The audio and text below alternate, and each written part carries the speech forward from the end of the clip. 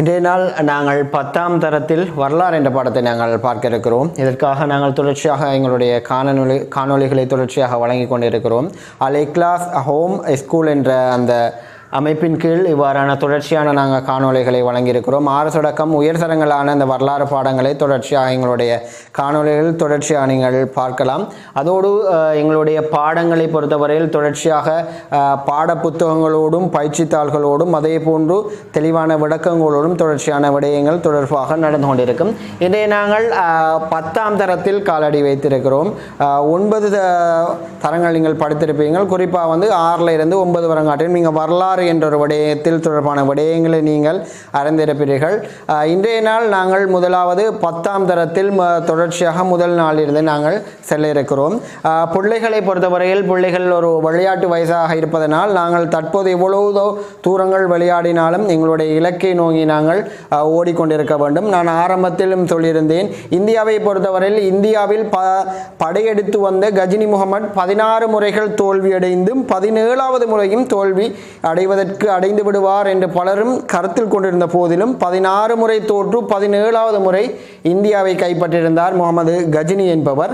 அதே போன்று பிள்ளைகள் உங்களுடைய முயற்சிகளோடு நீங்கள் தொடர்ச்சியான பயிற்சிகளை மேற்கொண்டு உங்களுடைய நீங்கள் வெற்றி கொண்டு வேதனைகளை கூட சாதனைகளாக மாற்ற வேண்டும் என்பதுதான் எங்களுடைய நோக்காக இருக்கிறது. இனி நாங்கள் 10ஆம் தரத்தை பார்க்க இருக்கிறோம். இனி நீங்கள் 10ஆம் தரத்தை பொறுத்தவரையில் 10ஆம் தரத்தில் நீங்கள் ஆரம்பத்திலிருந்து நாங்கள் செல்வதற்காக உங்களுக்கான இந்த உள்ளடக்கங்களை நாங்கள் இன்றைய நாள் காட்சிப்படுத்த இருக்கிறோம். இந்த 10ஆம் தரத்தை ஆரம்பத்தில் புத்தகம் தந்ததிலிருந்து பல மாணவர்கள் திறந்து கூட பார்த்திருக்க மாட்டீங்க. அதே மாதிரி இந்த 10ஆம் தரத்தில் இருக்கக்கூடிய விடயங்கள் என்ன என்று உங்களுக்கு தெரியாமல் இருக்கும். இன்றைய நாங்கள் அதுக்குரிய ஆரம்பத்தை இன்றைய நாங்கள் செல்லலாம். இந்த அடிப்படையில் இன்றைய நாள் நாங்கள் முதலாவதாக 10ஆம் தரத்தை பொறுத்தவரையில் 10 பாடங்களை உள்ளடக்கியதாகவே இந்த 10ஆம் தர வரலாறு புத்தகம் காணப்படுகிறது. அதை பொறுத்தவரையில் முதலாவதாக நாங்கள் பார்க்க இருக்கிறது 10ஆம் தரத்துக்குரிய 10 பாடங்களையும் பார்க்க இருக்கிறோம். அதில் முதலாவது பாடமாக நாங்கள் பார்க்க இருக்கிறது, முதலாவது யூனிட், முதலாவது அழகாக நாங்கள் பார்க்க இருக்கிறது வரலாற்றை கற்பதற்கான மூலாதாரங்கள். அதே போன்று நாங்கள் 2வது பாடமாக பாட இருக்கிறது குடியிருப்புகள். அதே போன்று 3ஆவதாக நாங்கள் பார்க்க இருக்கிறோம் இலங்கையின் அதிகார வளர்ச்சி. 4ஆவதாக பார்க்க இருக்கிறோம் பண்டைய சமூகம். இந்த பாடங்களை பொறுத்தவரையில் நமக்கு தெரியும், இந்த சாதாரணமாக தந்த ஒரு விடயம் அல்ல. ஒவ்வொரு விடயங்களை அடிப்படையாக எங்களுடைய இந்த அடையாளங்களையும் அதே போன்று நாங்கள் சிலவற்றையும் நாங்கள் எவ்வாறு கற்றுக்கொண்டிருக்கிறோம், எவ்வாறு நாங்கள் வாழ்க்கையை எடுத்துக்கொண்டு செல்கிறோம் என்பது தொடர்பான விடயங்களை தான் இந்த உள்ளடக்கமாக 10 பாடங்களும் தந்திருக்கிறார்கள். எனவே இந்த 10 பாடங்களை நீங்கள் படிக்கும் போது நீங்கள் உண்மையிலே ஒரு பூரணமான ஒரு அறிவை நீங்கள் பெற்றுக்கொள்வதற்குரிய வாய்ப்புகள் உங்களுக்கு கிடைக்கப்பெறும். இந்த அடிப்படையில் நாங்கள் ஆரம்பத்தில் 4 யூனிட் அலகுகளையும் பார்த்திருந்தோம். இறுதியாக 5ஆவதாக நாங்கள் பார்க்க இருக்கிறோம் இலங்கையின் பிரதான விஞ்ஞானமும் தொழில்நுட்பமும் என்ற ஒரு பாடத்தை. அதன் பிறகு நாங்கள் வரலாற்று அறிவும் அதன் நடைமுறை பிரதியீடுகளும் நாங்கள் பார்ப்போம். அதைத் தொடர்ந்து உலர்வளைய பிரதான நாகரிகங்களின் வீழ்ச்சியும் தென்மேற்கில் புதிய ராஜ்யங்களின் தோற்றமும் காணப்படுகிறது. 8வது தலைப்பாக கண்டி ராஜ்யம், 9வது தலைப்பாக நாங்கள் மறுமலர்ச்சியும், 10ஆவதாக இலங்கையின் மேற்குலகம் தொடர்பான விடயங்களை பார்க்க இருக்கிறோம். எமக்கு தெரியும், இலங்கை அல்லது உலகம் அல்லது மனிதன் அல்லது ஏனைய ஒரு விலங்கு எவ்வாறு உருவானது. இந்த இலங்கையில சரி ஒரு மனிதன் சரி ஏனைய உயிரினங்களும் சரி உருவாகி இன்றைக்கு இருக்கிற காலகட்டங்கள் வரையில் தொடர்பான விடயங்களை நாங்கள் தேடிக்கொண்டிருக்கிறோம், படித்து கொண்டிருக்கிறோம். இதுவாக தொடர்பான விடயங்களை தான் நாங்கள் வரலாறு என்று நாங்கள் அடையாளப்படுத்தி இருக்கிறோம். அந்த அடிப்படையில் நாங்கள் ஆரம்பத்திலிருந்து மெல்ல மெல்ல இன்றைய காலத்துக்கு நகர்ந்து கொண்டிருக்கிறோம் அல்லது ஓடிக்கொண்டிருக்கிறோம் அல்லது நாங்கள் அந்த காலத்திலிருந்து இன்றைய காலத்துக்கு மெதுவாக நாங்கள் வந்து கொண்டிருக்கிறோம். அவ்வாறு வருகின்ற காலங்களை நாங்கள் பகுதிகளாக பிரித்து பல அழகுகளை உங்களுக்கு வழங்கி அதிலிருந்து நாங்கள் ஒவ்வொரு விடயங்களையும் கற்றுக்கொண்டு நாங்கள் வருகிறோம் என்பதுதான் இவ்விடத்தில் முக்கியமான ஒரு விடயமாக இருக்கிறது. இந்த அடிப்படையில் இன்றைய நாள் நாங்கள் முதலாவது அழகில் நாங்கள் காலடி வைத்திருக்கிறோம். முதலாவதாக வரலாற்றை கற்பதற்கான மூலாதாரங்கள் என்ற அந்த அடிப்படையில் நாங்கள் பார்க்க இருக்கிறோம். அதில் நமக்கு தெரியும், வரலாற்றை கற்பதற்கான மூலாதாரங்கள் என்ற அடிப்படையில் தலைப்பை நாங்கள் பார்க்க இருக்கிறோம். வரலாறு என்ற ஒரு விடயம் நமக்கு தெரியும். வரலாற்றை கற்பதற்கான மூலாதாரங்கள் என்ற ஒரு விடயத்தை நாங்கள் பார்க்க இருக்கிறோம். இந்த மூலாதாரங்கள் என்று நான் சொல்வது ஏன் எழுதி காட்டுறது என்று சொன்னால், இந்த மூலாதாரம் என்பது அன்றாடம் நாங்கள் எமது மொழி நடையில் நாங்கள் பயன்படுத்துவதில்லை. இப்போ நாங்கள் அன்றாடம் நாங்கள் ஒரு நண்பர்களோட பேசும்போதோ அல்லது வேறு ஒரு பிரச்சனைகளுக்கு நாங்கள் போகும்போது இந்த மூலாதாரம் என்ற வேர்டை நாங்கள் பயன்படுத்துவதில்லை. இப்போ உதாரணமாக இந்த வரலாறை நீங்கள் படிக்கும்போது 8வது பாடமாக இருக்கக்கூடிய அல்லது 9வது பாடமாக இருக்கக்கூடிய மறுமலர்ச்சி என்ற ஒரு சொல் பயன்படுத்தப்பட்டிருக்கு. மறுமலர்ச்சி என்ற சொல் ஒன்று பயன்படுத்தப்பட்டிருக்கு. அநேகமாக மறுமலர்ச்சி என்ற சொல் ஒரு நாமல் அன்றாடம் நாங்கள் சூழலில் பயன்படுத்துவதில்லை.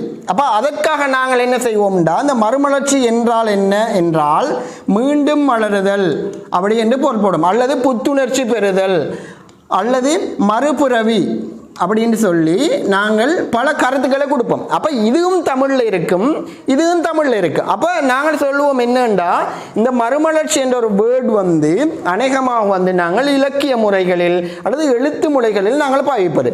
ஆனால் இந்த நமக்கு தெரியும், அப்போ அந்த எழுத்து முறைகளில் பாவிக்கிறதன் காரணமாக அன்றாடம் நாங்கள் சூழலில் பேசக்குள்ள நம்மளுக்கு அதோட மீனிங் நம்மளுக்கு தெரியாமல் போகும். அதன் காரணமாக நாங்கள் என்ன செய்வோம்டா, நாங்கள் சமூகத்தில் நடைமுறையில் பேசக்கூடிய ஒரு கருத்தை அதுக்கு பதிலாக அதை ஒத்த கருத்து ஒன்றை நாங்கள் தருவது வழக்கமாக இருக்கும். அதே போன்று மறுமலர்ச்சி என்ற கருத்துக்கு மீண்டும் மலருதல், மறுபிறப்பு என்று சொல்வார்கள். இப்போ நமக்கு தெரியும், இப்போ வீட்டை பேத்து நாங்கள் யாராலும் ஒரு வீட்டை பேத்து ஒரு தந்தையிடமோ தாயிடமோ நான் மறுமலர்ச்சியாக இருக்கிறேன் என்றால் உம்மாவோ வாப்பாவோ என்னன்னு கேட்பான், நம்மளுக்கு பைத்தியம் என்று கேட்பாங்க. காரணம் என்னன்னு சொன்னால், அந்த வேர்டு உண்மையிலே சரியான அர்த்தத்தை கொண்டிருந்தாலும் அதை நாங்கள் சமுதாயத்தில் நாங்கள் அநேகமாக பயன்படுத்துவதில்லை. அந்த அடிப்படையில் தான் இந்த மூலாதாரங்கள் என்ற அந்த வேர்டும் அந்த சொல்லும் அநேகமாக சூழலில் பயன்படுத்துவதில்லை.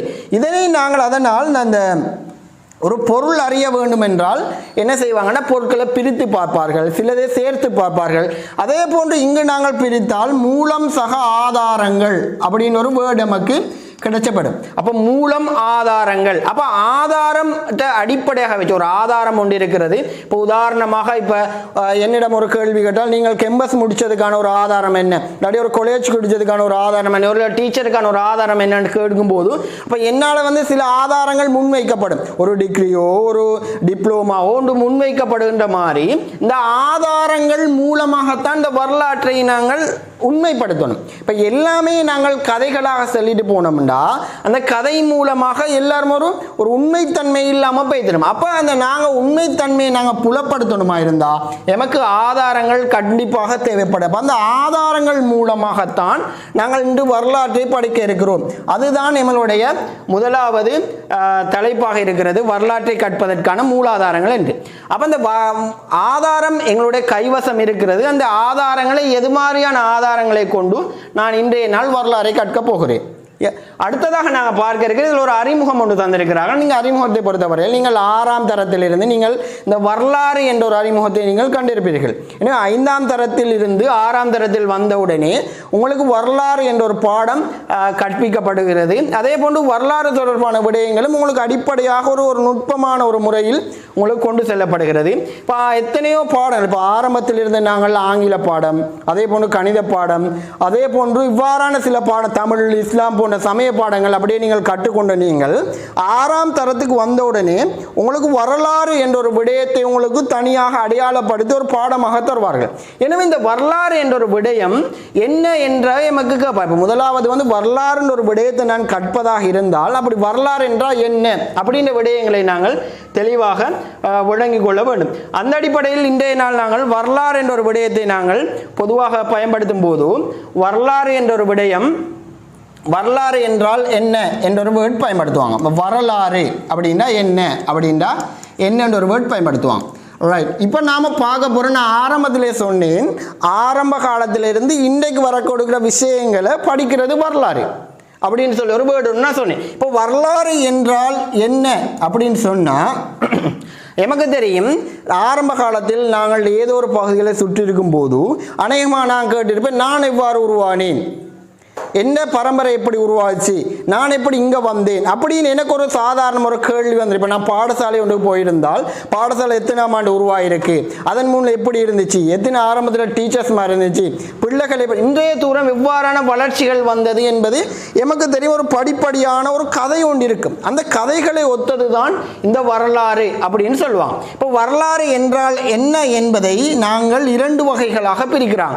ஒன்று வந்து இறந்த காலம், இரண்டாவதாக நாங்கள் சொல்லலாம் நிகழ்காலம் அப்படின்னு ஒரு விடயத்தை நாங்கள் சொல்லலாம். இப்போ நாங்கள் சொல்ல போகிறோம் வந்து 1500 வருடத்துக்கு முற்பட்ட காலப்பகுதியில் ஒரு விடயம் நடந்திருக்கதை நாங்கள் பேசுகிறோம், ஒரு விஷயத்தை நாங்கள் உண்மைப்படுத்துகிறோம். அப்போ அந்த மாதிரியான விஷயங்களை தான் நாங்கள் இறந்த காலம் அப்படின்னு சொல்லுவோம். எமக்கு தெரியும் இறந்த காலம் என்றால் ஒரு முடிந்த ஒரு காலத்தை நாங்கள் இறந்த காலம் என்று சொல்லுவோம். இப்போ நாங்கள் உதாரணமாக நிறைய உதாரணங்கள் சொல்லலாம். அதாவது வந்து கந்தளாய் குளத்தை யார் கட்டினது, கலாபவ குளத்தை யார் கட்டினது, ருவன்வெளி சாயை யார் அமைத்தது, மகாமேகவன யார் அமைத்தது, தலதா மாளிகை யார் அமைத்தது என்று கேட்டால் இதெல்லாம் கொஞ்ச காலத்துக்கு முன்பு அமைத்ததாக சொல்லப்படுகின்ற விடயங்கள். அப்போ இந்த இறந்த காலத்தில் கூறப்பட்ட விடயங்களை இன்றைய நாள் நான் பேசிக் கொண்டிருக்கிறேன், நான் நின்று கொண்டிருக்கிறேன், நான் அதை பார்த்து கொண்டிருக்கிறேன் என்ற இந்த நிகழ்காலத்தின் மூலமாக உரையாடப்படுகிறது. அப்போ இறந்த காலமும் நிகழ்காலமும் சேர்ந்த உரையாடல் தான் இந்த வரலாறு எனப்படும். அல்லது உரையாடல் சொல்லலாம், பேச்சு சொல்லலாம், தேடி கண்டுபிடிக்கிற விடயங்கள் சொல்லலாம். இப்போ இதைத்தான் நாங்கள் வரலாறு என்ற விடயத்தை சொல்லலாம். எதிர்காலம் என்ற ஒரு காலம் இருந்தாலும் இந்த வரலாறுக்கு இந்த எதிர்காலங்கள் பெரும்பாலும் பயன்படுத்தப்படுவதில்லை. அப்போ ஏதோ ஒரு இறந்த காலத்தில் காணப்பட்ட ஒரு விடயத்தை நிகழ்காலத்தில் தேடி கண்டுபிடிச்சது, தேடி பேசுறது, தேடி உரையாடுதல் என்பதுதான் இந்த வரலாறாக கணிக்கப்படுகிறது. எனவே இதுதான் வரலாறு. எனவே இந்த வரலாற்றை கற்பதனால் எமக்கு பல நன்மைகள் கிடைக்கப்பெறுகிறது. எனவே இந்த நன்மைகளை பொறுத்தவரையில் நீங்கள் ஆரம்பத்திலிருந்தே நீங்கள் 6ஆம் தரத்திலிருந்து படித்திருப்பீர்கள். இதனால் நீங்கள் அடுத்ததாக படித்திருப்பதனால் நாங்கள் அடுத்ததாக வந்து இந்த மூலாதாரங்களை வகைப்படுத்துதல் தொடர்பான விடயங்களை நாங்கள் பார்க்க இருக்கிறோம். இந்த மூலாதாரம் என்ற விடயம் எமக்கு தெரியும். மூலாதாரம் என்ற விடயம் அநேகமாக ஆதாரங்களை கொண்டிருக்கிறது. அப்போ மூலாதாரங்களை 2 வகைகளாக பிரிக்கலாம். மூலாதாரங்களை 2 வகைகளாக பிரிக்கலாம். ஒன்று இலக்கியம், இன்னொன்று தொல்பொருள் அப்படின்னு சொல்லலாம். தொல்பொருள் அப்படின்னு சொல்லும்போது இதொரு பொருளாக இருக்கக்கூடும், இதொரு பொருள், இதொரு இலக்கியம். அப்போ இந்த இலக்கியம் என்ற சொல் அநேகமாக நம்மளுக்கு தெரியும் எழுத்துக்கள் என்று சொல்லக்கூடிய விஷயங்கள். உதாரணமாக எழுத்துக்களை கொண்டு தொகுக்கக்கூடிய ஒரு விஷயம். உதாரணமாக நூல்கள் இருக்கிறது, கட்டுரை இருக்கிறது, கவிதை இருக்கிறது, பாடல் இருக்கிறது, தேசஞ்சஞ்சாரிகளுடைய குறிப்புகள் இருக்கிறது. அதே போன்று யாரோ ஒரு வகையில் உரைநடையிலேயோ எழுத்து வடிவிலேயோ எத்தனை வகைகளையும் ஒரு எழுதி வைத்து பாதுகாக்கப்படக்கூடிய பொருட்கள் இந்த இலக்கியத்தின் உள்ளடங்கிறது. ஆனால் இந்த தொல்பொருள் என்பது அது பெரும்பாலும் பொருளாக இருக்கும், ஒன்று உருவாக்கப்பட்டதாக இருக்கும். உதாரணமாக நாங்கள் சொல்வது தொல்பொருளுக்குள்ளால் கல்வெட்டுக்கள் வரலாம், நாணயங்கள் வரலாம், சிதைவுகள் வரலாம், அதே போன்று இந்த குளங்கள் வரலாம், கால்வாய்கள் வரலாம். உருவாக்கப்பட்ட விடயங்கள் அனைத்தும் தொல்பொருளாக இருக்கும். நாம் இதை உதாரணமாக இதை நாங்கள் பிராக்டிக்கல் என்று சொல்லலாம். உதாரணமாக இதை வந்து தியரி என்று சொல்லலாம். அப்போ அநேகமாக வந்து ஒரு பொருளை பொறுத்தவரையில் இலக்கியங்கள் என்னும் சொல்லும்போது அது வெறும் எழுத்து வடிவில் மாத்திரமே கொண்டிருக்கும். தொல்பொருள் என்பது அதை பொறுத்தவரை ஒரு பொருளாக உண்மைத்தன்மையை நிறைவுபடுத்ததாக செய்யப்பட்ட ஒரு விடயமாக இந்த தொல்பொருள் இருக்கும். எனவே நாங்கள் ஆதாரங்கள் என்னும் போது இப்போ 2 வகையிலான ஆதாரங்கள் நமக்கு கிடைக்கப்பட்டிருக்கிற ஒன்று இலக்கிய மூலாதாரங்கள், இரண்டாவதாக தொல்பொருள் மூலாதாரமாக கருதப்படுகிறது. ஏன்னா இது தவிர நமக்கு தெரியும் இந்த இலக்கிய மூலாதாரங்களை எமக்கு 2 வகைகளாக பிரிக்கலாம். இந்த இலக்கிய மூலாதாரங்களை 2 வகைகளாக பிரிக்கலாம். ஒன்று உள்நாட்டு இலக்கியங்கள், உள்நாட்டு இலக்கியங்கள் என்று சொல்லலாம். இரண்டாவதாக இதனை வந்து நாங்களாம் வெளிநாட்டு இலக்கியங்கள் அப்படின்னு சொல்லலாம்.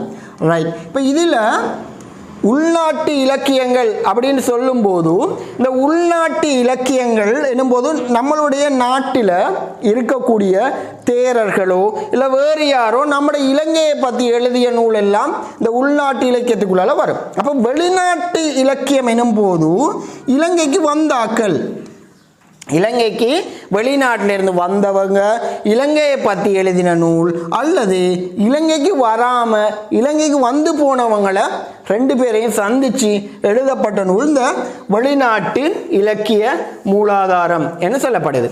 அடுத்தது நாங்கள் பார்க்கலாம் இலங்கையை பொறுத்த வரையில் இலங்கைக்குள்ளால உள்நாட்டு இலக்கியத்தை பொறுத்த வரையில் ரெண்டு முக்கியமான பிரிவுகளாக பிரிக்கப்படுது.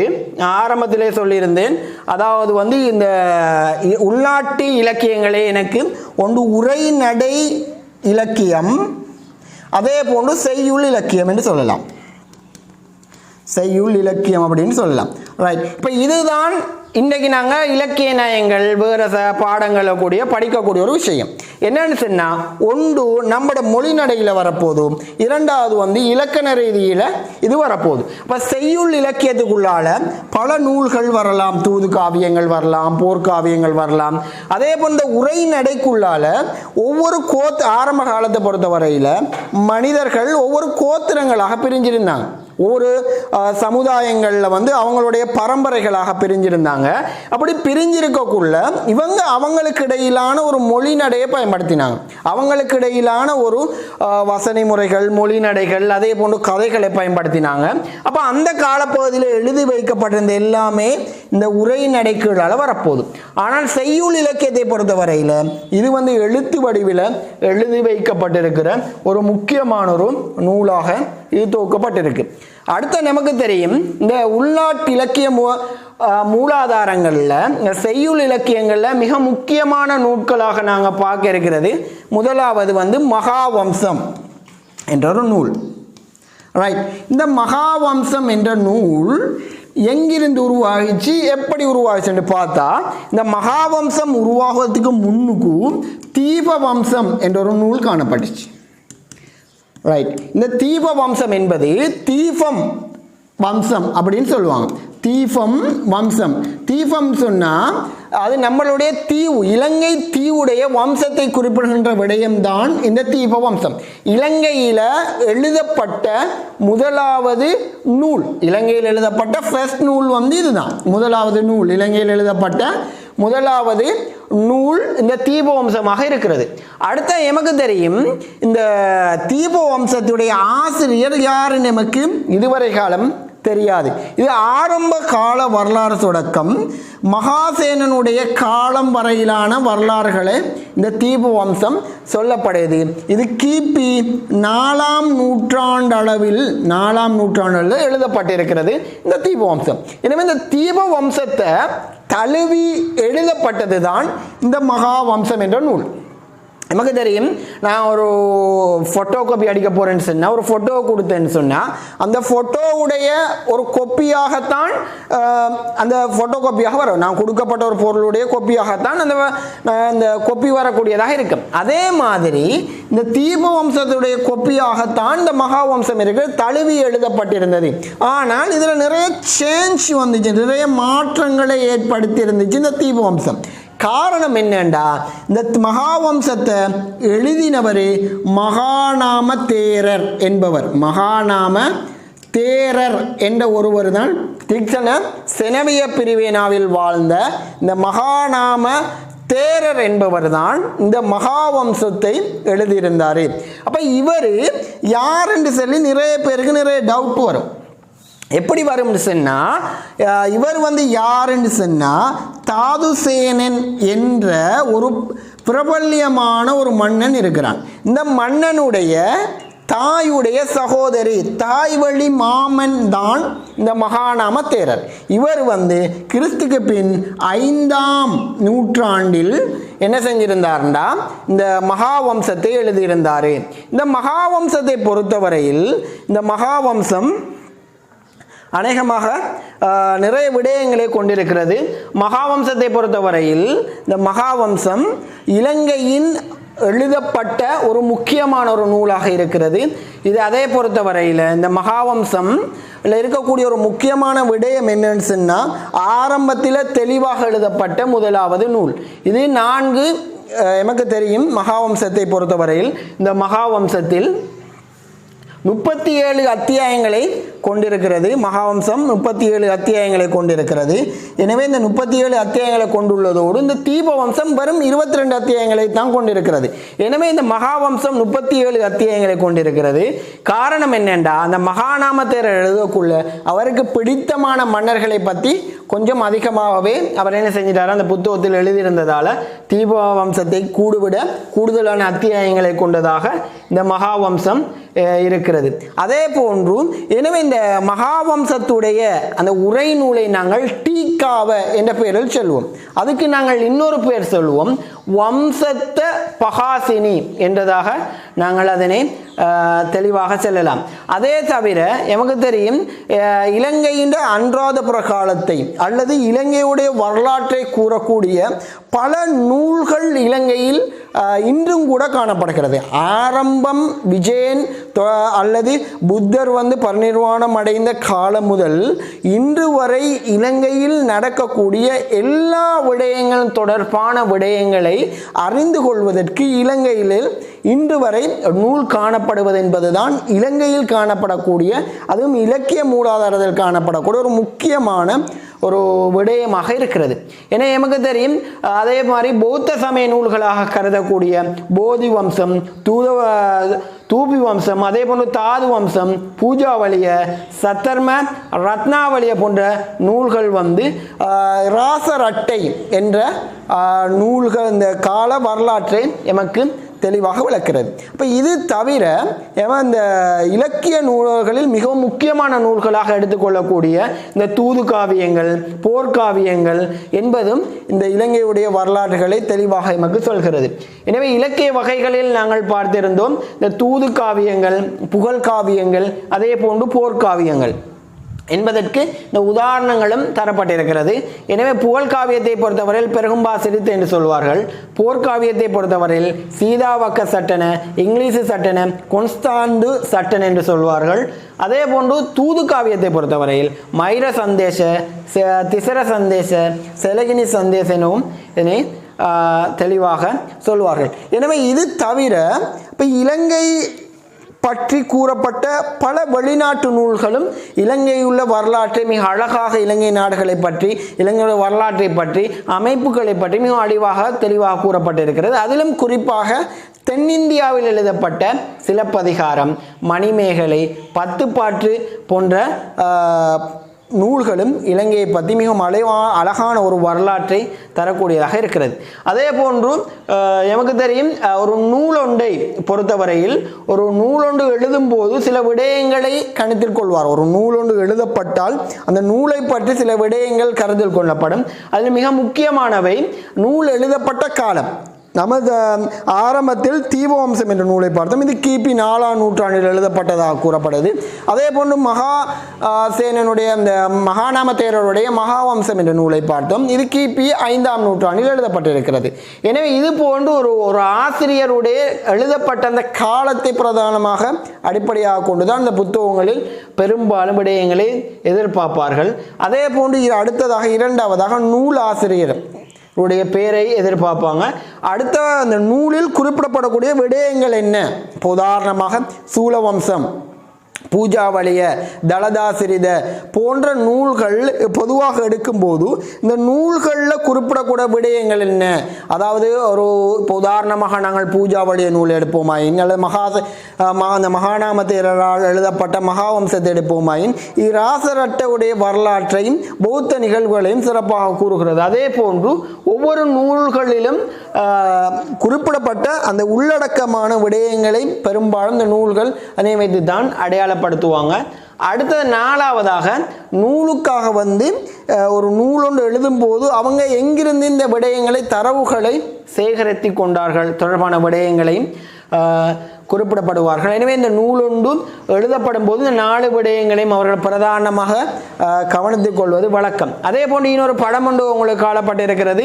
இவர் தான் வந்து நாங்கள் சொல்லலாம் குளோடியஸ் தொலமி என்று சொல்லி. இவர் ரோம இனத்தவரை சேர்ந்தவர்.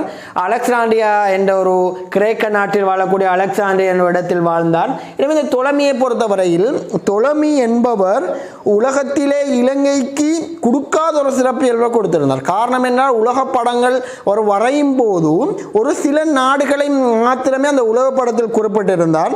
அதிலும் இலங்கையும் அவர் என்ன செய்திருந்தார், இந்த உலக படத்தில் குறிப்பிட்டிருந்தார். எனவே அதனையாவது தப்ரபேன் என்ற ஒரு பெயரில் இலங்கை மிக அழகாகவும் குறிப்பிட்டிருக்கிறார். எனவே இது தவிர இப்போ இலங்கை பற்றிய வரலாறை நாங்கள் தேடி கண்டுபிடிச்சணுமாக இருந்தால் நாங்கள் பல வெளிநாட்டு நூல்கள் மூலமாகவும் இலங்கை வரலாற்றை அறிந்து கொள்ளக்கூடியதாக இருக்கிறது. அந்த அடிப்படையில் இலங்கையை பொறுத்தவரை சீன இலக்கியம் ரொம்ப ஒரு முக்கியமான ஒரு விடயம். எந்த அடிப்படையில் சொன்னால் நம்மளுக்கு தெரியும் பௌத்த ராஜ்யம் விவரத்தை பற்றி கிபி 417 மகாநாமனுடைய காட்சி காலத்தில் சீனர் பாகியத்தேரர் இலங்கையில் அபேகிரியில் 2 வருட காலங்கள் தங்கியிருந்து இலங்கையுடைய அந்த பௌத்த விவரங்களை பற்றி தெளிவாக அவருடைய அறிக்கையில் கூட்டியிருக்கிறார். அதே போன்றுதான் அரபு இலக்கியம் 1344 கிறிஸ்துக்கு பின் 1344 இப்னு பதூதா இலங்கைக்கு கம்பளை ராட்சிய பகுதியில் காணப்பட்டிருந்த மன்னர்களையும் சந்தித்து அதே போன்று சிவனொளிபாத மலையும் தரிசித்து இலங்கை பற்றி ஒரு விடயங்களை அவர் தெளிவாக குறிப்பிட்டிருக்கிறார். அதே போன்றுதான் போர்த்துகேய இலக்கியங்களில் அப்பைய ரிபோரேவின் இலங்கை வரலாறு தொடர்பான விடயங்களிலும் இலங்கை பற்றியான விடயங்கள் இருக்கிறது. அதே போன்று ஒல்லாந்து இலக்கியங்களிலும் பல்டியஸ் என்பவரும் அதே போன்று ஆங்கில இலக்கியத்தில் ஒரு முக்கியமான ஒரு விடயம் என்னன்னு சொன்னால் ராபர்ட் நோக்ஸ் என்பவர், அதை நாங்கள் எதா ஹெலதீவு என்று சொல்லி சிங்களத்தில் சொல்லலாம், அன்றைய இலங்கை என்று சொல்லி. நமக்கு தெரியும் இந்த இலங்கையில் சிறை வைக்கப்பட்டிருந்த ஒரு ஆள் ராபர்ட் நோக்ஸ். இவர் இலங்கையில் நீண்ட காலம் கண்டி மன்னனால் சிறையில் வைக்கப்பட்டிருந்து பின்னர் அவர் அந்த நாட்டிலிருந்து தப்பி போயிட்டு அவருடைய சொந்த நாட்டுக்கு போயிட்டு அவர் அன்றைய இலங்கை என்ற ஒரு நூலை எழுதினார். இந்த நூலுடைய அந்த கவர்ச்சியின் காரணமாக இந்த நூலில் குறிப்பிடப்பட்ட இலங்கையுடைய அழகு காரணமாக என்ன செஞ்ச பிரித்தானியர் கூட இலங்கையை கைப்பற்றுவதற்கு ஏதுவாக இருந்தது என்று சொல்வார்கள். எனவே இது போன்ற நிறைய விடயங்கள் எமது இலங்கை வரலாற்றை அறிவதற்கு இலகுவாக இருக்கிறது. அதே போன்று இன்னும் பல வெளிநாட்டவர்கள் கூட இலங்கையுடைய விடயங்களை சொல்வதற்கு அதிகமாக இருந்திருந்தார்கள். இந்த அடிப்படையில் கிரேக்க மூலாதாரங்களாக இருக்கக்கூடிய அரிஸ்டோட்டின் டிமுண்டோ என்ற நூல், மெகஸ்தனிஸின் இண்டிகா நூல், கினிசி ஒரேட்டருடைய அறிக்கைகள், அதே போன்ற இந்த கிரேக்க மூலாதாரங்களில் கூட இலங்கையுடைய வரலாற்றை நம்மளுக்கு இலகுவாக தேடி கண்டுபிடித்துக் கொள்ளக்கூடிய விடயம் இருக்கிறது. அதே போன்று உரோம நாகரிகங்களில் நமக்கு தெரியும் பிளினியுடைய நேச்சுரல் ஹிஸ்டோரியா, தொலமியுடைய பூகோள சாஸ்திரம் பிரவேசம், அதே போன்று தொலமியுடைய இலங்கை படங்கள் மூலம் இந்த உரோம மூலாதாரங்களில் கூட இலங்கையுடைய வரலாற்றை தெளிவாக குறிப்பிடப்பட்டிருக்கிறது. அதே போன்று சீன மூலாதாரங்களை பொறுத்தவரையில் எமக்கு ஆரம்பத்திலும் சொல்லியிருந்தேன், பாகியன் என்பவர் இலங்கைக்கு இலங்கையில் 2 வருடங்கள் தங்கியிருந்து இலங்கை தொடர்பான விடயங்களை குறிப்பிட்டிருந்தார். அதே போன்றுதான் கியூங்சாங் என்ற ஒரு பிக்கு இலங்கைக்கு வராமல் இந்தியாவிற்கு இலங்கை தொடர்பான விடயங்களை தனது அறிக்கையில் குறிப்பிட்டிருந்தார். அதே போன்றுதான் போர்த்துகேய மூலாதாரங்களில் எமக்கு மிக முக்கியமான ஒரு விஷயம்தான் அருட்தந்தை ஃபெர்னாண்டோ டி குவாரேஸ் என்பவருடைய இலங்கை பற்றிய அந்த விடயம் அனைவரையும் கவர்ந்தில் ஈர்த்தது என்று கூட நாங்கள் சொல்லலாம். எனவே இதுவரை காலமும் நாங்கள் பார்த்திருந்தோம் இலக்கிய மூலாதாரங்களில் நமக்கு தெரியும் இலக்கிய மூலாதாரங்கள் இருக்கிறது. இலக்கிய மூலாதாரங்களை 2 வகைகளாக பிரித்திருந்தோம், உள்நாட்டு இலக்கியம் அதே போன்று வெளிநாட்டு இலக்கியம் என்று பிரித்திருந்தோம். எனவே இந்த உள்நாட்டு இலக்கியத்தை பொறுத்தவரையில் நாங்கள் உரைநடை இலக்கியங்கள் அதே போன்று செய்யுள் இலக்கியங்கள் போன்றவைகளை நாங்கள் செய்யுள் இலக்கியம் என்று நாங்கள் சொல்லியிருந்தோம். எனவே இந்த உரைநடை இலக்கியத்துக்குள் நமக்கு சட்டம் வரலாம், அதே போன்று வைத்தியம் வரலாம், பரம்பரை கதைகள் வரலாம், கர்ண கதைகள் வரலாம். இது போன்ற விடயங்கள் அனைத்துமே இந்த உரைநடைக்குள் வரலாம். செய்யுள் இலக்கியத்துக்குள் தூது காவியங்கள், போர்க்காவிதங்கள் போன்ற அனைத்து விதமான அனைத்தும் வரலாம். எனவே இந்த வெளிநாட்டு இலக்கியங்களுள் 2 வகைகளாக அடையாளப்படுத்தியிருந்தோம். ஒன்று இலங்கைக்கு வந்து இலங்கை பற்றிய விடயங்களை குறிப்பிட்டவர். இரண்டாவதாக இலங்கைக்கு வராமல் இலங்கையுடைய விடயங்களை கேட்டறிந்து அது போன்றமான விடயங்களை குறிப்பிட்டவர். அதே போன்றுதான் இப்போது நாங்கள் பார்க்க இருக்கிறோம். இப்போ இலக்கிய மூலாதாரங்களில் அந்த உரைநடை இலக்கியம், செய்யுள் இலக்கியங்களை பொறுத்தவரையில் இலங்கையை அறிவதற்கு நாங்கள் தெரிந்து கொள்ளக்கூடிய நூல்கள் எவைகள் என்பதை நாங்கள் பார்த்திருந்தோம். எனவே முதலாவது நாங்கள் தீபவம்சம் என்ற ஒரு நூலை பார்த்திருந்தோம், இலங்கை வரலாற்றை அறியக்கூடிய நூல்கள். அதே போன்று மகாவம்சம் போன்ற நூல்களை நாங்கள் கண்டறியலாம். மகாவம்சம். மூன்றாவது நாங்கள் சூலவம்சத்தை அறியலாம். நான்காவதாக பூஜாவளிய. அதே போன்று இன்னும் நாங்கள் நிறைய நூல்கள் இருக்க ராஜாவளிய போன்ற நூல்கள். அதே போன்று இன்னும் மிக முக்கியமான நூல்கள் இருக்கிறது. தலதாசிரித, சமந்தா பாசாத்திகா, நிகாய சங்கிரகய.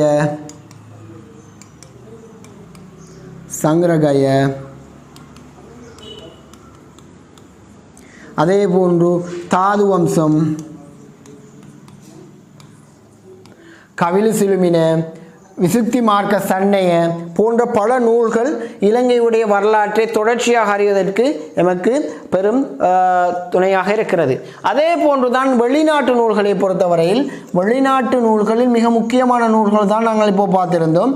அந்த அடிப்படையில் இலங்கை வெளிநாட்டு நூல்களை பொறுத்தவரையில் இலங்கைக்கு வந்து எழுதியவர்களாக, அதே போன்று இலங்கைக்கு வராமல் இலங்கை தீவுகளை பற்றி எழுதியவர்கள் அடிப்படையாக கொண்டு நாங்கள் 2 வகைகளாக பிரிக்கலாம். அப்போ இலங்கைக்கு வந்தவர்கள் என்ற அடிப்படையில் நாங்கள் பாகியன் தேரரை குறிப்பிட்டோம்.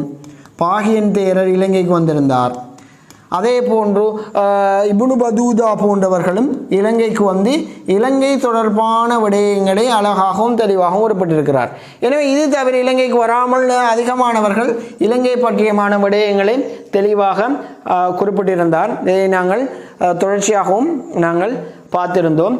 எனவே இந்த இவைகள் தான் இலங்கைக்குரிய அறிந்து கொள்ளக்கூடிய இந்த இலக்கிய மூலாதாரங்களாக இருக்கிறது.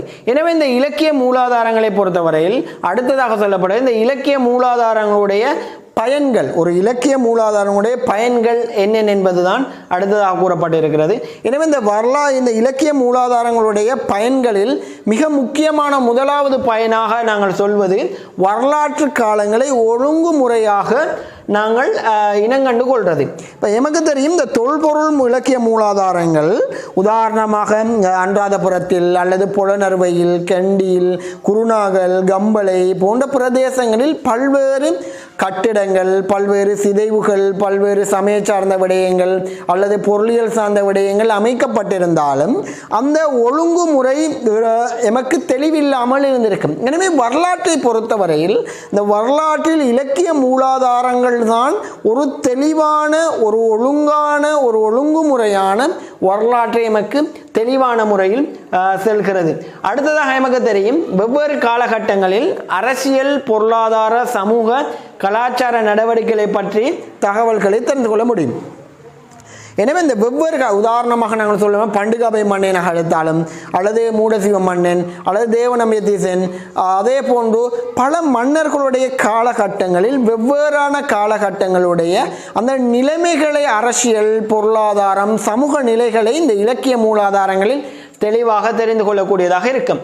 அதே போன்று எமக்கு தெரியும் ஒரு நூலில் குறிப்பிட்ட ஒரு விடயம், இப்போ உதாரணமாக ஒரு மகாவம்சத்தில் குறிப்பிடப்பட்ட ஒரு விடயம் ஒரு சூலவம்சம், அதாவது ஒரு மகாவம்சத்தில் கூறப்பட்ட ஒரு சில விடயங்களில் தொடர்ச்சியாக இந்த சூலவம்சம் காணப்படுகிறது. அதே போன்று இந்த மகாவம்சங்கள் கூறப்பட்ட விடயங்களை வேறொரு நூலில் உறுதிப்படுத்தக்கூடியதாக இந்த நூலில் குறிப்பிடப்பட்டவை இன்னொரு நூலில் குறிப்பிடப்பட்டு உறுதிப்படுத்தக்கூடிய விடயங்களாக இருக்கிறது. அடுத்த எமக்கு தெரியும் எமது நூலுக்கும் ஒப்பான வெளிநாட்டு நூல்கள் மூலமாக ஆதாரங்கள் முன்வைக்கப்பட்டிருக்கிறது. உதாரணமாக செல்வோம் என்றால் இந்தியாவில் இருக்கக்கூடிய இந்த ராஜதரங்கணி என்ற நூல் வசபனுடைய நீர்ப்பாசன பொருளியல் தொடர்பான சுரங்க வழி நீர்ப்பாசன தொடர்பான விடயங்களை தெளிவாக சொல்லுகிறது. அடுத்ததாக நாங்கள் பார்க்க இருக்கிறோம் அப்போ தொல்பொருள் மூலாதாரங்கள். அப்போ நாங்கள் இதுவரை காலமும் பார்த்தது இலக்கிய மூலாதாரங்கள். இலக்கிய மூலாதாரங்கள் என்பது எழுத்து வடிவில் எழுதி வைத்து பாதுகாக்கப்பட்ட விடயங்கள் எல்லாம் எழுத்து இலக்கிய மூலாதாரங்களுக்குள்ளால் வரும். நூல்கள் வரும், கவிதைகள், கட்டுரைகள், பாட்டுக்கள், அதே போன்று பல குறிப்புகள் அனைத்துமே இந்த இலக்கிய மூலாதாரத்தினுள் வரும். எனவே இந்த இலக்கிய மூலாதாரத்தை 2 வகைகளாக பிரிக்கலாம். ஒன்று உள்நாட்டு இலக்கிய மூலாதாரம், 2வது வெளிநாட்டு இலக்கிய மூலாதாரம். உள்நாட்டு இலக்கிய மூலாதாரங்களை 2 வகைகளாக பிரிக்கலாம். ஒன்று உரைநடை இலக்கியம், அதே போன்று செய்யுள் இலக்கியம். எனவே உரைநடை இலக்கியங்களுக்கு நாங்கள் கர்ணக்கதைகள், வம்சக்கதைகள், அதே போன்று சட்டம், நீதி தொடர்பான விடயங்களையும், செய்யுள்குள் நாங்கள் காவியங்கள், தூது காவியங்கள், அதே போன்று போர்க்கவிதைகள் போன்ற விடயங்களையும் நாங்கள் தெரிந்து கொள்ளலாம். அதே போன்று இந்த தொல்பொருள் மூலாதாரங்கள் மூலம் நாங்கள் அடுத்ததாக தொல்பொருள் மூலாதார விடயங்களை நாங்கள் பார்க்க இருக்கிறோம். இந்த தொல்பொருள் மூலாதாரங்கள் எனும் போது நாங்கள் இங்கு சில விடயங்களை அடையாளப்படுத்தி இருக்கிறார்கள். எழுத்தாவணங்கள், நாணயங்கள், சிதைவுகள், சித்திரங்கள், சிற்பங்கள், செதுக்கல்கள் என்பன தொல்பொருளுக்குள் வகைப்படுத்தப்படுகிறது என்று சொல்வார்கள். எனவே தொல்பொருள் என்பது தொட்டுணரக்கூடிய பொருட்களாக இருக்கும். எனவே இந்த மன்னன்மாறு அமைத்ததை நாங்கள் இயல்பாக நாங்கள் நேரடியாக உண்மைத்தன்மையை உறுதிப்படுத்தக்கூடிய ஒரு விடயமாகத்தான் இந்த தொல்பொருள்கள் இருக்கிறது. எமக்கு தெரியும் இந்த தொல்பொருள்களை பொறுத்தவரையில் இந்த தொல்பொருள் பிரதானமாக சில வகைகளை நாங்கள் அடையாளப்படுத்தலாம். தொல்பொருள்களை பொறுத்தவரையில் இந்த தொல்பொருள்களில் மிக முக்கியமானவைகளாக இருப்பது முதலாவதாக கல்வெட்டுக்கள் என்பது ரொம்ப முக்கியமாக இருக்கிறது. நமக்கு தெரியும் இலங்கையை பொறுத்தவரையில் அதிகமான விடயங்களை இந்த கல்வெட்டுகளில் குறிப்பிடப்படுகிறது. கல்வெட்டுகளை பொறுத்தவரையில் அந்தந்த சமகாலத்துக்குரிய மன்னன்மார்களை குறிப்பிடவர்களாக இருக்கிறது. இலங்கையை பொறுத்தவரையில் அதிக கல்வெட்டுக்களை வெட்டிய மன்னனாக நிசங்க மல்லன் இருக்கிறான். புலனறுவி ஆட்சி காலத்தில் இருக்கக்கூடிய ஒரு மன்னன் தான், ஒரு முக்கிய மன்னன் தான் இந்த நிசங்க மல்லன் மன்னன். இவனை பொறுத்தவரையில் இலங்கையில் அதிகமான கல்வெட்டுக்களை நிறுவிய ஒரு மன்னனாக இருக்கிறான். அதே போன்று இவனால் நிறுவப்பட்ட கல்பொத்த கல்வெட்டு தான் இலங்கையிலே நீளமான கல்வெட்டாக அமைகிறது. அதே போன்று இந்த தொல்பொருள் மூலாதாரங்கள் மிக முக்கியமாக கல்வெட்டுகள் இருக்கிறது. 2வதாக நாங்கள் சொல்வதும் நாணயங்கள் இருக்கிறது. இப்போ இலங்கையை பொறுத்தவரையில் இலங்கைக்கு நாட்டுக்குட்ட உரித்தான பல நாணயங்களும் இருப்பதோடு வெளிநாட்டு நாணயங்களான சீன நாணயம், அரேபிய, இந்திய, பாரசீக நாணயங்கள் கூட இலங்கையின் பல இடங்களில் காணக்கூடியதாக இருக்கிறது. அதே போன்று அடுத்ததாக நாங்கள் சொல்வது சிதைவுகளாக இருக்கக்கூடும். எனவே இந்த சிதைவுகள் எனும் போது இலங்கையை நாங்கள் பல்வேறு பகுதிகளில் கூட இந்த சிதைவுகளை நாங்கள் இனங்காணக்கூடியதாக இருக்கும். இந்த அடிப்படையில் நாங்கள் இன்றைய நாளுடைய விடயங்களை பார்க்கும்போது கல்வெட்டுக்கள், அப்போ கல்வெட்டுக்களை பொறுத்தவரையில் இந்த கல்வெட்டுக்களும் சாசனங்களும் ஒரு விடயத்தில் வேறுபட்டு காணப்படுகிறது. சாசனங்கள் என்னும் போது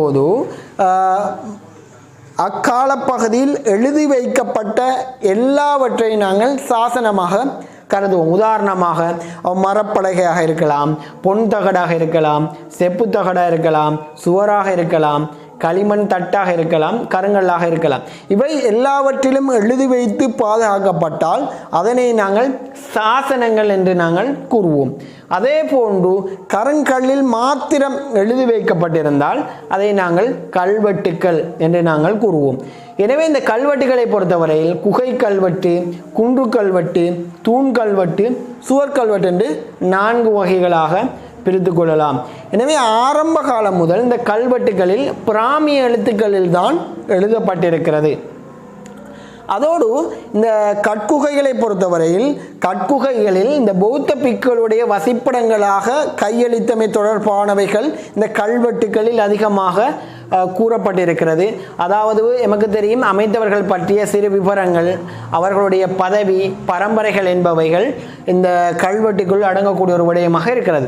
அதே போன்று இப்போ உங்கள் படத்தில் காட்சிப்படுத்தப்பட்ட கூட ஒரு விதமான ஒரு எழுத்தாவணமாக இருக்கக்கூடிய ஒரு செப்பு சாசனம் தான் இதாக காணப்படுகிறது. இது முதலாம் விஜயபாகு மன்னனுடைய காலப்பகுதியில் தனக்கு உதவி செஞ்ச சித்தரம்பி புத்நாயக் என்பவருக்கு அதிகாரிக்கு நன்றி கடனாக பரிசுகளையும் சலுகைகளையும் வழங்கிய ஒரு ஆவணமான அடையாளப்படுத்தப்பட்ட கூடிய ஒரு அடையாளமாகத்தான் இந்த பணாக்கடுவ செப்பேடு இருக்கிறது.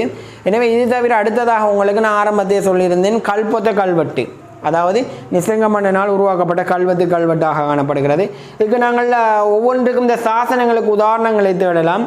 அதாவது எழுத்து ஆவணங்களுக்கான உதாரணம் கல்வெட்டுக்கு நாங்கள் இந்த கட்புத்தகம் என்று சொல்லக்கூடிய நிசங்க மன்னனுடைய கல்பொத்த சாசனத்தை பார்க்கலாம். அதே போன்று சுவருக்கு பொறுத்தவரையில் சீகிரியல் கிறுக்கல் கவிதைகள்னு சொல்லலாம். இன்னும் கூட இந்த சீகிரியா போயிருந்தால் இந்த கிறுக்கல் கவிதைகளை நாங்கள் பார்க்கலாம். அதாவது பாட்டுகள் கூட சீகிரிய குருட்டு கீத்த லஸ்தன என்ற அந்த சொற்களில் கூட பல பாடல்கள் கூட வந்திருக்கிறது. எனவே செப்புத்தவரை பொறுத்தவரையில் முதலாம் பராக்கிரபாவுடைய பணாக்கடுவ செப்பேடு சாசனம் அடையாளப்படுத்தப்பட்டிருக்கிறது. இதுதான் அந்த பணாக்கடுவ செப்பேடு சாசனமாக இருக்கிறது. அதிலே தொடர்ந்து பொன் தகடு இருக்கிறது, வள்ளிப்புற பொற்சாசனம் வசவ மன்னனால் உருவாக்கப்பட்டது. அதே போன்று மரப்பலகை வந்து கம்பள எம்பக தேவாலயத்தில் காணக்கூடிய மரத்தூண்களில் எழுதப்பட்டதாக இந்த மரப்பலகை இருக்கிறது. இன்றும் கூட கம்பளை ராஜதானிக்கு உட்பட்ட ஒரு பிரதேசத்தில் காணப்பட்டதாக காணப்பட இன்றும் சென்றால் கூட பார்த்துவிட்டு வரலாம். அதே போன்று களிமண்களை பொறுத்தவரையில் செங்கலோடு என்பவற்றில் எழுதி பாதுகாக்கப்பட்டிருந்தது. அதே போன்று பாத்திரங்களை பொறுத்தவரையில் மட்பாத்திரம், அதே போன்று தங்க பாத்திரங்கள் போன்ற அந்த எழுத்துக்களில் எழுதப்பட்டிருந்தது. அடுத்ததாக நாங்கள் பார்க்க இருக்கிறோம் வந்து கல்வெட்டுகளுடைய வகைகள். குகை கல்வெட்டு என்பது கல்குகைகளின் வந்து பீலியின் அருகில் எழுதப்பட்டிருக்கும். ஆனால் பாறை கல்வெட்டு என்பது கற்பாறைகளுக்கு மேல் எழுதப்பட்டிருக்கும். அதே போன்று தூண் கல்வெட்டு என்பது செப்பனிடப்பட்ட கரங்களின் தூண்களில் எழுதப்பட்டிருக்கும். அதே போன்று சுவர் கல்வெட்டு என்பது செப்பனிடப்பட்ட கற்பலகையில் எழுதப்பட்டிருக்கும். அதே போன்று இருக்கை கல்வெட்டு என்பது மலர் ஆசனங்களை போன்று எழுதப்பட்டிருக்கும். அடுத்ததாக இன்னும் நிறைய விடயங்கள் இதில் அடையாளப்படுத்தப்பட்டிருக்கிறது.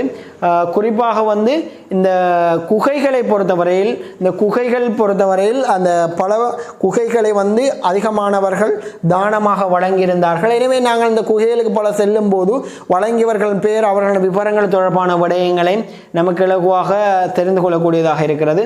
அடுத்ததாக நாம் முக்கியமாக சொல்லக்கூடியது நாணயங்கள்.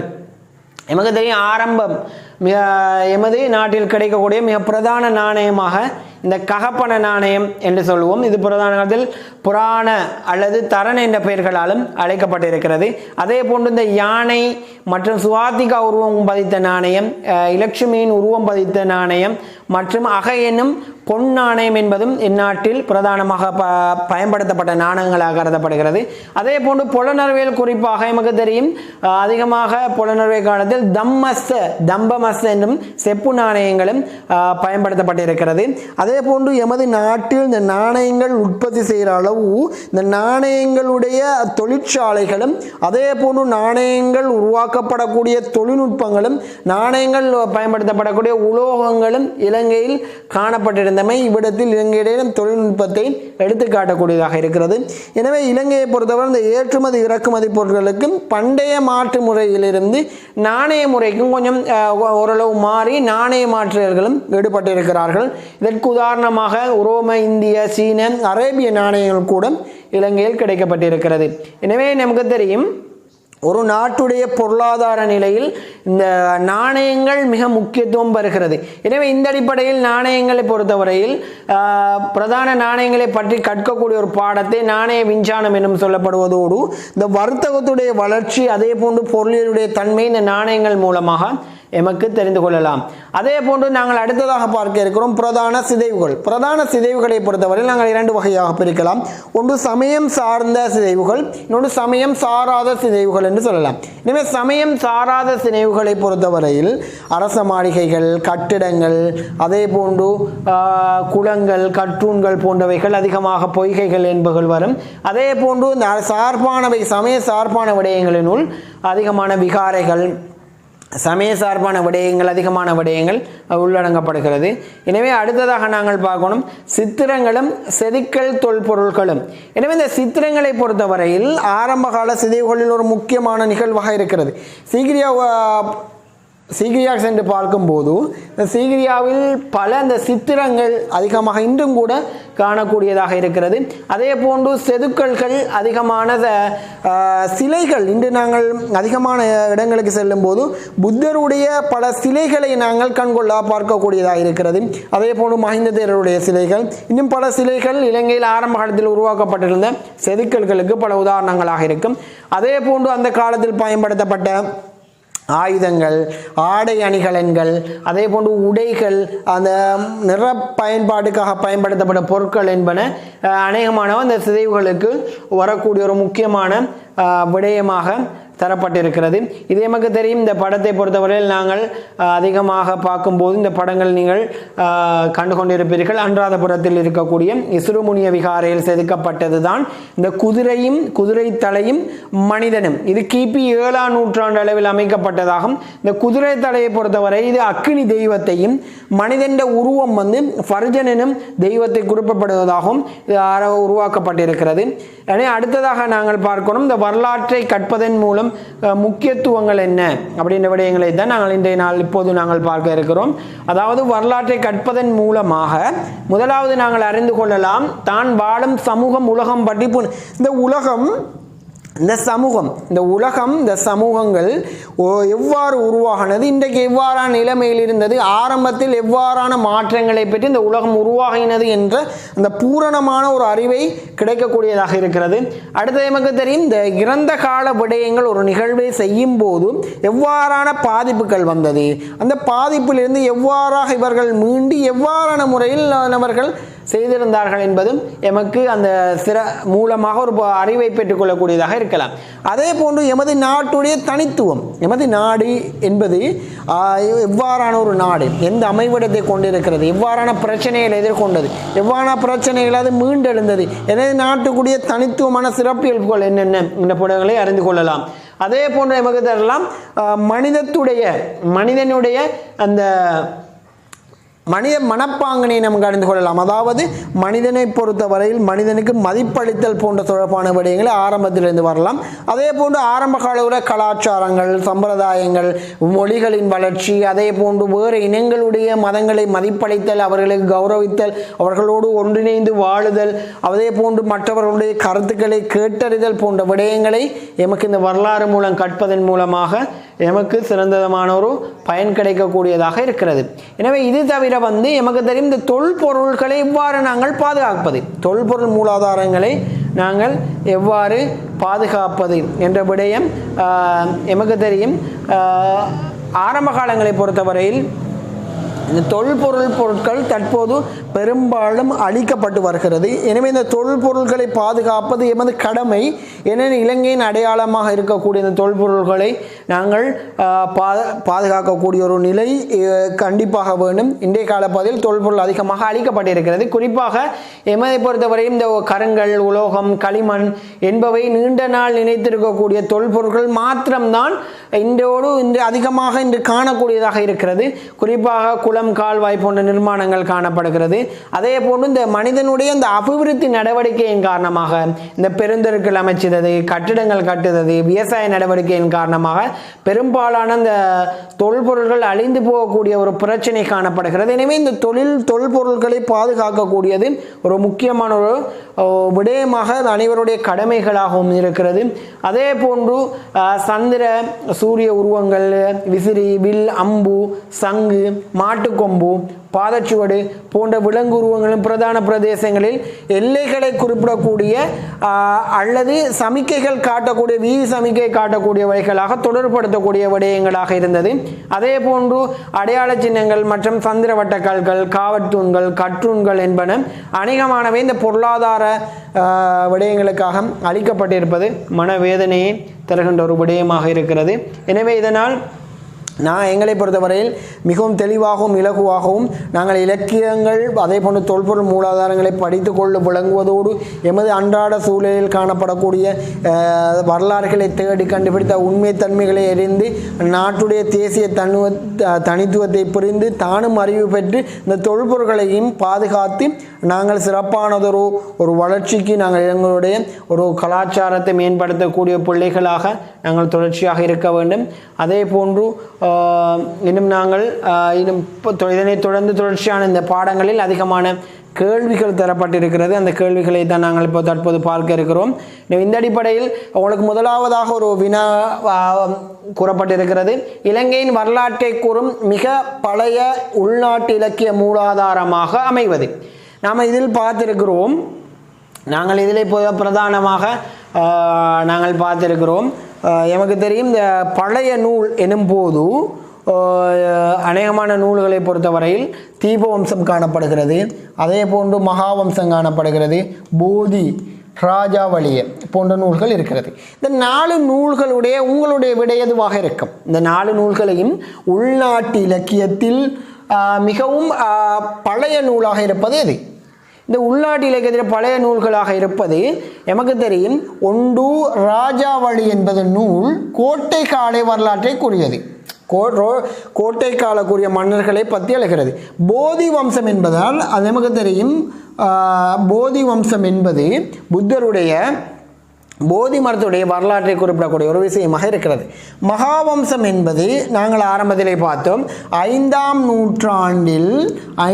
நூற்றாண்டில் மகாநாம தேரரினால் எழுதப்பட்டது. மகாநாம தேரரால் எழுதப்பட்டிருக்கிறது. ஆனால் தீபவம்சம் தான் கிபி 4ஆம் நூற்றாண்டில் எழுதப்பட்டிருக்கு. ஆசிரியர் யாருன்னு தெரியாதால மிக பழமையான நூலாக கருதப்படக்கூடியது தான் அந்த தீபவம்சம் ஆகிறது. இலங்கையின் வரலாற்றினை கூறும் மிக பழைய உள்நாட்டு இலக்கிய மூலாதாரமாக அமைவது. அதே போன்று இலங்கையின் வரலாற்றை கூறும் கிபி 4ஆம் நூற்றாண்டில் எழுதப்பட்ட நூல். இப்போ நாங்கள் ஆரம்பத்திலே பார்த்திருந்தோம். இந்த 4ஆம் நூற்றாண்டில் எழுதப்பட்டிருக்க நூல் தீபவம்சமாக இருக்கிறது. எனவே இப்போ இதில் நாங்கள் அதே நூல்கள் காணப்படும். இலங்கையின் வரலாற்றினை கூறும் மிக பழைய உள்நாட்டு இலக்கிய மூலாதாரம் இருக்கக்கூடியது இந்த தீபவம்சம் இருக்கிறது. இங்கு இலங்கையின் வரலாற்றை கூறும் மிக பழைய உள்நாட்டு இலக்கிய நூலாக இருப்பதனால் மகாவம்சமாக இருக்கும். அதாவது மகாவம்சம் தான் தெளிவான விடயங்களை கொடுக்கிறது. தீபவம்சம் ஒரு பிழையான நூலாகத்தான் இலங்கையில் கணக்கிடப்பட்டிருக்கிறது. அதனால் அதனை நாங்கள் மகாவம்சமாக கூறுவோம். எனவே 4ஆம் நூற்றாண்டில் எழுதப்பட்டிருக்கிற நூலை பொறுத்தவரையில் அது தீபவம்சமாக குறிப்பிடப்பட்டிருக்கிறது. அடுத்ததாக நாங்கள் பார்க்க இருக்கிறோம். மகாசேன மன்னனின் ஆட்சி கால முடிவு வரையான பௌத்த சமயம் வரலாற்று தகவல்களை இடம்பெறுதல், வரலாற்று தகவலை சுருக்கமாக இடம்பெறுதல், சில வரலாற்று தொடர்புகளை குறிப்பிடாதிருத்தலும் தகவலோடு தொடர்படுத்திய நூல். நான் ஆரம்பத்திலே சொன்னேன் மகாசேனன் மன்னன் ஆட்சி கால முடிவு. ரைட், மகாசேனனுடைய ஆட்சி கால முடிவு எந்த நூலாக இருக்கும்? 2 நூல் இருக்கிறது. ஒன்று தீபவம்சம், இன்னொன்று மகாவம்சம். இரண்டுடைய ஆட்சி கால முடிவும் இந்த மகாசேனனோட தான் இந்த 2 நூலும் முடிவடைந்திருக்கிறது. காரணம் என்னென்றா இந்த தீபவம்சத்தை தழுவி தான் இந்த மகாவம்சம் எழுதப்பட்டிருக்கிறது. ஆனால் அதுவரை காலையில் பௌத்த சமயம் வரலாற்று தகவல்கள் அதே போன்று இடம்பெறுதல், வரலாற்று தகவலை சுருக்கமாக இடம்பெற்றிருத்தல், சில வரலாற்று தகவலை குறிப்பிடதா இருந்த தகவலோடு தொடர்புடைய நூல் எந்த நூலாக இருக்கும்? மகாவம்சமாக இருக்கும் இல்லையா? ரைட், நமக்கு தெரியும் பல விடயங்களில் எழுதப்பட்ட ஒரு நூலாக இந்த மகாவம்சம் இருக்கிறது. அதே போன்று அடுத்ததாக நாங்கள் பார்க்க இருக்கிறோம் மகா தீபவம்சத்தில் காணப்படுகின்ற குறைபாடுகளை குறைக்கும் வகையில் எழுதப்பட்ட இலக்கியம். அப்போ நமக்கு தெரியும் தீபவம்சங்களை குறிப்பிட ரைட், அதான் விஷயம். அடுத்தது நாம் பார்க்கலாம் மகாவம்சத்தில் முதல் பாகத்தின் எழுதிய மகாநாம தேரர் வாழ்ந்த பிரிவேனா. இப்போ நம்மளுக்கு தெரிந்த பிரிவேனா எந்த பகுதியில் சேர்ந்திருக்கிறது என்று சொல்லி இதில் பாருங்கள். சுனேந்திரா பிரிவேனா இருக்கிறது. அதே போன்று வித்யாலங்காரா பிரிவேனா இருக்கிறது. அதோடு